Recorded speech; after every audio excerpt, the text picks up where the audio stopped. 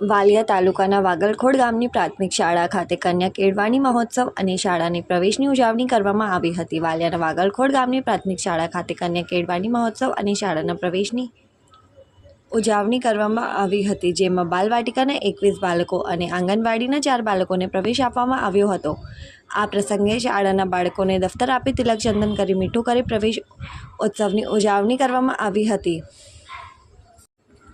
સાથે સાથે શાળાના તેજસ્વી બાળકો, વિશેષ સિદ્ધિવાળા બાળકો, 100% હાજરીવાળા બાળકો અને ગત વર્ષ પ્રથમ નંબર લાવનાર બાળકો, વિવિધ પરીક્ષામાં પાસ થનાર બાળકોને ભેટ અને પ્રમાણપત્ર આપી સન્માન કરવામાં આવ્યું હતું। આ પ્રસંગે વાલિયાના આરએફઓ બીઆરસી ભવન ખાતેની નેહાબેન તેમજ વાગલખોડ ગામના સરપંચ કમળાબેન, ડેપ્યુટી સરપંચ રમીલાબેન, એસએમસી સભ્યો તથા ગ્રામજનો અને વાલીઓ ઉપસ્થિત રહ્યા હતા અને શાળાના આચાર્ય કાળીદાસ રોહિતે અને શિક્ષકોએ સુંદર આયોજન કર્યું હતું।